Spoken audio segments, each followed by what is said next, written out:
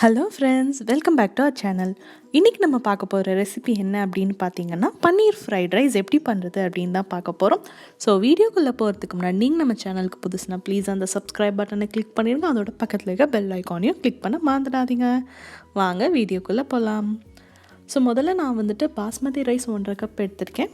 அதை ஒரு 20லேருந்து 30 நிமிஷத்துக்கு நல்லா ஊற வச்சு கழுவி எடுத்துக்கோங்க. நல்லா ஊறி கழுவுனதுக்கப்புறம் பார்த்திங்கன்னா, நல்லா கொதிக்கிற தண்ணியில் அது கொஞ்சமாக உப்பு மட்டும் ஆட் பண்ணி அந்த அரிசியை பாயில் பண்ணி எடுத்துக்கலாம். ஸோ ஒரு 90% பாயில் ஆனோடனே நம்ம அதை எடுத்து ஸ்ட்ரெயின் பண்ணால் போதும். ஸோ இப்போ பார்த்திங்கன்னா ஆல்மோஸ்ட் நம்ம ரைஸ் நல்லா குக் ஆக ஆரம்பிச்சிடுச்சு. ஸோ இது மாதிரி நல்லா குக் ஆகி வந்ததுக்கப்புறம் நம்ம அதை ஸ்ட்ரெயின் பண்ணி எடுத்து வச்சுக்கலாம்.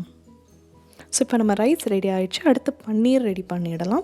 ஸோ பன்னீர் வெறுமனே நீங்கள் ஃப்ரை பண்ணாலும் பண்ணலாம், இல்லைனா இது மாதிரி கொஞ்சமாக உப்பு, ஒரு அரை டேபிள் ஸ்பூனுக்கு மிளகாய்த்தூள் அண்ட் 1/4 டேபிள் ஸ்பூனுக்கு கரம் மசாலா போட்டு பெரட்டி கொஞ்சமாக அந்த பன்னீருக்கு ஃப்ளேவர் கொடுக்கறதுக்காக இந்த மாதிரி பண்ணிவிட்டு இந்த பன்னீரையும் ஃப்ரை பண்ணலாம். இல்லை உங்களுக்கு இது வேணாம் அப்படின்னா லைட்டாக சால்ட் மட்டும் போட்டுட்டு நீங்கள் பன்னீரை ஃப்ரை பண்ணி கூட எடுத்துக்கலாம்.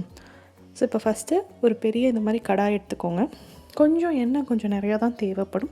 நீங்கள் நான்ஸ்டிக்காக எடுத்துருந்தீங்கன்னா கொஞ்சம் கம்மியாக யூஸ் பண்ணிக்கலாம். பட் இது நான்ஸ்டிக் கிடையாது, அதனால் கொஞ்சம் நிறையா தான் எண்ணெய் தேவைப்படும். இதில் நம்ம இப்போ ஆல்ரெடி மேரினேட் பண்ணி வச்சுருக்க பன்னீரை போட்டு நல்லா ஃப்ரை பண்ணிடுங்க. ஸோ எல்லா சைடும் நல்லா கோல்டன் ப்ரௌனாக வர வரைக்கும் ஃப்ரை பண்ணி எடுத்துடலாம். ஸோ இப்போ பார்த்திங்கன்னா பன்னீர் எல்லா சைடும் நல்லா கோல்டன் ப்ரௌனாக ஃப்ரை ஆகிடுச்சு அண்டு கடாயில் ஓட்டாமல் வருது. ஸோ நம்ம பன்னீர் ரெடி ஆகிடுச்சு. இதை அப்படியே எடுத்து நம்ம ஒரு பிளேட்டில் வச்சிடலாம். பிளேட்டில் வச்சுட்டு இதே கடாயில் தான் நம்ம பன்னீர் ஃப்ரைட் ரைஸ் பண்ண போகிறோம். அந்த ஆயில் அப்படியே நம்ம திரும்ப யூஸ் பண்ணிக்கலாம். 1 டேபிள் ஸ்பூன் இஞ்சி நறுக்குனது அண்ட் 1 டேபிள் ஸ்பூன் பூண்டு நறுக்குனது நான் ஆட் பண்ணுறேன். நீங்கள் இஞ்சி பூண்டு விழுது யூஸ் பண்ணணுன்னா தாராளமாக யூஸ் பண்ணிக்கலாம். நல்லா அதோட பச்சை வாசனை போகிற வரைக்கும் இந்த எண்ணெயில் வதக்கிக்கோங்க. இப்போ பச்சை வாசனை போனதுக்கப்புறம் காயை ஆட் பண்ணிடலாம். நான் இன்றைக்கி carrot, beans and sweet corn எடுத்திருக்கேன். நீங்கள் இன்னும் பட்டாணி, கேப்சிகம், வெங்காயம் இது மாதிரி உங்களுக்கு என்ன காய் விருப்பமோ அதெல்லாம் ஆட் பண்ணிக்கலாம். ஸோ காய்க்கு தேவையான உப்பு கொஞ்சமாக இப்போ பாதி உப்பு மட்டும் நான் ஆட் பண்ணிவிட்டு காய் நல்லா வேக வச்சுடுங்க. இது மாதிரி மூடி போட்டு ஒரு 10லேருந்து 12 நிமிஷத்துக்கு வேக வச்சு எடுத்துடலாம். இப்போ பார்த்திங்கன்னா நல்லா காய்கள்லாம் வெந்துடுச்சு. நம்ம சாஸஸ் ஆட் பண்ணிடலாம்.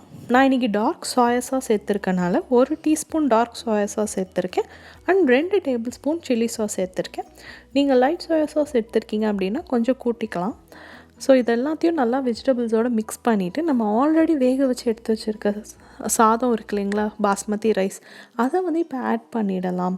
ஸோ ஆட் பண்ணிவிட்டு நல்லா அந்த சாஸ் எல்லா அரிசியும் கோட் பண்ணுற மாதிரி நல்லா கிளறி விட்டுக்கோங்க.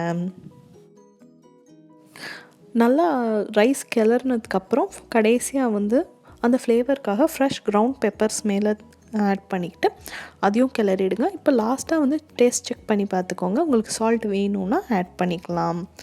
ஸோ நம்ம பன்னீர் ஃப்ரைட் ரைஸ் ஆல்மோஸ்ட் டன். இதில் கடைசியான நம்ம ஆல்ரெடி ஃப்ரை பண்ணி வச்சுருக்க அந்த பன்னீர் ஆட் பண்ணி நீங்கள் பெரட்டி எடுத்துட்டிங்கன்னா அவ்வளோதாங்க. சூப்பரான ரெஸ்டாரண்ட் ஸ்டைல் பன்னீர் ஃப்ரைட் ரைஸ் நம்ம வீட்லேயே சூப்பராக ரெடி ஆகிடுச்சு.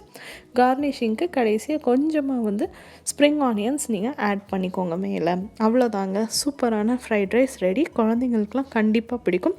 கண்டிப்பாக நீங்களும் வீட்டில் ட்ரை பண்ணி பார்த்துட்டு எப்படி இருந்ததுன்னு எனக்கு கமெண்ட்டில் சொல்லுங்கள். இந்த வீடியோ உங்களுக்கு பிடிச்சிருந்ததுன்னா லைக் பண்ணுங்கள், உங்கள் ஃப்ரெண்ட்ஸோட ஷேர் பண்ணிக்கோங்க அண்ட் கண்டிப்பாக சப்ஸ்கிரைப் பண்ண மறந்துடாதீங்க. இன்னும் ஒரு இன்ட்ரெஸ்டிங்கான வீடியோவோட உங்களுக்கு கூட சீக்கிரம் சந்திக்கிறேன் friends. until then, bye bye.